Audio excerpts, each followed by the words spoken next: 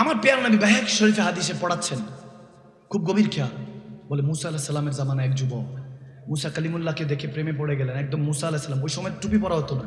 মুসা আলাইহিস সালামের লম্বা লম্বা বাবরি চুল ছিল, সুন্দর দাড়ি ছিল একদম। দেখবেন যে এখনকার অনেকে সিনসিনারিগুলো দেখায়।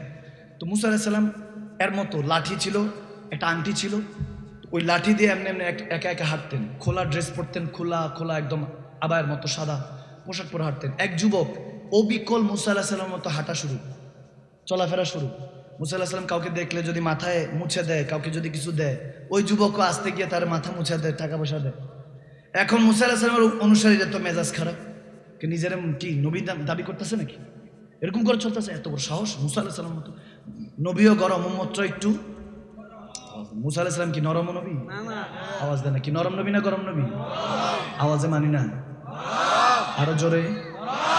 মুসা আলাইহিস সালামের মতো সাজগোজ দিয়ে একই রকম চলতে লাগলো।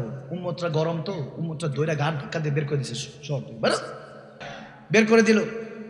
এখন অনেক দিন কেটে গেল, মুসা আলাইহিস সালামকে আল্লাহ ডাকছেন, মুসা তুর পাহাড়ে আসেন। যাচ্ছেন, মনোযোগ আছে? আওয়াজ দেন না, মনোযোগ আছে? তুর পাহাড়ে আসেন। মুসা আলাইহিস সালাম যখন তুর পাহাড়ে উঠতেছে, আল্লাহ বলে সাবধানে আসেন, দোয়া দরুদ পড়তে পড়তে আসেন। বলে আল্লাহ, কিছুদিন আগে ওনার মুসা আলাইহিস সালামের আম্মা জান ইন্তেকাল করেছেন, তো আল্লাহ বলতেছেন সাবধানে আসেন, দোয়া দরুদ পড়তে পড়তে। বলতেছে আল্লাহ, এতদিন তো আসি তুর পাহাড়ে, কখনো এরকম মনে হয় না। তুর পাহাড় অনেক অনেক উঁচা অবস্থা, 10-12 ঘন্টা লাগে উঠতেই। আল্লাহ বলতেছেন পিছনে আগে দোয়া করনেওয়ালা ছিল আপনার মা, আপনার মা ইন্তেকাল করছে, এখন নিজের দোয়া নিজেই পড়েন। সুবহানাল্লাহ। হায় হায়, কঠিন এক কথা বলে দিয়ে গেলাম, ভালো মতো খেয়াল করেন, আমি বলে চলে যাব, আপনাদেরকে ক্যাচ করতে হবে। আপনার মা ইন্তেকাল করেছে, দোয়া করনেওয়ালা নাই, নিজে দোয়া নিজে পড়তে পড়তে আসেন। যখন উঠলো, উঠার পরে আল্লাহ বলতেছেন অমুক জঙ্গলে যান, এক যুবকের লাশ পড়ে আছে, আপনাকে নিজে কাফন দাফনের ব্যবস্থা করে নিজে জানাজা দিতে হবে। মুসা আলাইহিস সালাম তো খুশি, দৌড়ায় গেলেন, উম্মতকে সবাইকে একত্রিত করলেন, এই চলো, একটা জঙ্গলের মধ্যে এক যুবক আছে, তার জান্নাতি মনে হয়, আল্লাহ কবুল করেছে, তার জানাজা পড়তে হবে। গেল, সবাই মিছিল নিয়ে গেল, হাজার হাজার উম্মত নিয়ে যায়, যুবকের উল্টায় দেখে ওই যুবক, হায় হায়, যাকে ধাক্কা ঘাড় ধাক্কা দিয়ে, আহা বান্দা, ঘাড় ধাক্কা দিয়ে বের করে দিয়েছে। হায়, যখন তাকে দেখছে সবাই হয়রান হয়ে গেল। আঁচড়ের দাগ, মনে হয় বাঘ সিংহ কিছু আঁচড় দিয়েছে, অর্ধেক হাত পা নাই, খেয়ে ফেলেছে, পিথর লাশটা পড়ে আছে। মুসা আলাইহিস সালাম দেখে বলতেছে, আরে এটা তো দেখতে আমার মতো লাগতেছে। তো তিনি অনেক সময় এক হাদিসে আসছে, তিনি খবর, আমার নবীর হাদিস বলতেছি, নবীজি পড়াচ্ছেন, বায়াকে শরীফে হাদিস, আমার নবী সাহাবাদেরকে পড়াচ্ছেন। এই যে বলেন আমরা নবীর মতো চললে, সুন্নতি ভাবে চললে লাভ কি, ভালো মতো শুনেন। কসম করে বলতেছি, ওই দিন যখন এরকম অবস্থা দেখেছে উম্মতের সামনে, মুসা আলাইহিস সালাম গরম তো একটু নারাজ হলেন।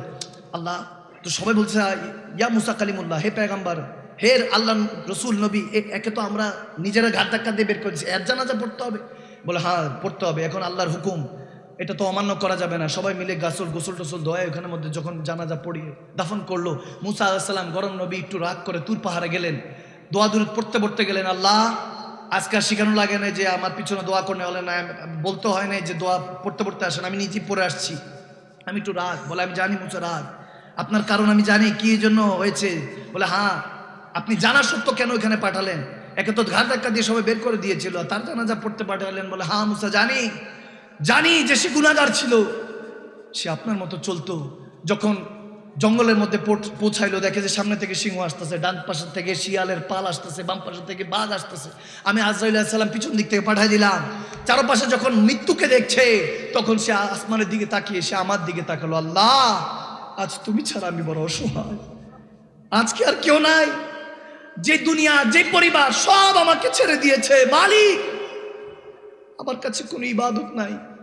যখন এইভাবে বলে আমার দিকে ফিরে তাকাচ্ছিল, আমি তখন খেয়াল করে দেখি, আরে দেখতে তো আমার মুসার মতো। সুবহানাল্লাহ, মুসার মতো কেউ সেজে গুজে আমার কাছে বলতেছে, আল্লাহ মৃত্যুর আগে সে যখন এভাবে বলতেছে আমাকে ক্ষমা করে দিও, তোমার নাফরমান ছিলাম, কিন্তু তোমার মুসাকে কেন জানি অনেক ভালোবাসতাম, এজন্য তার মতো চলতাম। বলতে দেরি নাই, বলে মুসা এর জন্য আমি মৃত্যু তো তাকে পাঠিয়ে দিয়েছি, কিন্তু আমি তার আগে, মৃত্যুর আগে তার কাছে হেদায়েত পাঠিয়ে দিয়েছি। সুবহানাল্লাহ, তার মাফি, তাকে আমি মাফ করে দিয়েছি। মাফ করে দিয়ে আপনি জানাজা দিয়েছেন, দাফন কাফন করেছেন, এজন্য আপনার সাথে জান্নাতে থাকার ব্যবস্থাও করে দিয়েছি। সুবহানাল্লাহ। আমার নবী যখন এটা বলতে লাগলেন, সাহাবারা জামা ছিঁড়ে ফেললেন, কেউ চিৎকার দিয়ে জমিনে পড়ে গেলেন, চিৎকার উঠলো, চোখের পানির রোল পড়ে গেল। বলতেছে খোদার কসম, ওদিন একজন জিজ্ঞেস করে উঠলেন চোখের পানি ছেড়ে, সবাই এরকম পাগল পারা কেন হয়ে গেল? সালমান ফার্সি উত্তর দিতে লাগলেন, বলে বুঝোস নাই বান্দা, আর উনি তো মুসা কালিমুল্লাহ, তার নকল করনেওয়ালার যদি হাল এরকম হয়, আর আমরা যদি উসওয়াতুল হাসানা, সেই নবীর আখলাক চরিত্র, সেজদা ইবাদত, যদি ওই সুন্নতি লেবাস আমরা আপনাই নেই, সেই রাহমাতুল আলামিন নবীর উম্মতের হাসর সেই নবীর সাথে হবে, এবং ঠিকানাটাও জান্নাতে নবীর সাথে হবে। সুবহানাল্লাহ। আর যেখানে নবী আছে সেখানেই তো আল্লাহ আছে। করু তেরে নাম পে জাহাं ফিদা, বস এক জান नहीं दो जहां फिदा, दो जहां से भी जी नहीं भरा, करूं तो क्या करूं करोड़ों जहां नहीं। মন চায় এই জান দিয়ে নবীকে ভালোবাসি, ওই নবীর মতো হয়ে যায়, ওই নবীর মতো চলা চরিত্র বানিয়ে নেই। মন চায় এক জান দিয়ে মন ভরতেছে না, দুই জাহান নাম নবীর কদমে কোরবান করে দেই। দুই জাহানও মন ভরতেছে না, মন চাচ্ছে কোটি কোটি জাহান থাকলে নবীর কদমে কোরবান করে দেই। কি করব আশেক বলে, কোটি কোটি জাহান তো আল্লাহ বানায় নাই, নয়তোবা সেটাও আমার নবীর কদমে কোরবান করে দিতাম। সুবহানাল্লাহ। নারে তাকবীর, আল্লাহ। নারে রিসালাত, শাহেনশাহে মদিনা, শাহেনশাহে মদিনা, আওলাদে রাসূল সৈয়দ মাকদুম শাহ মাদানী।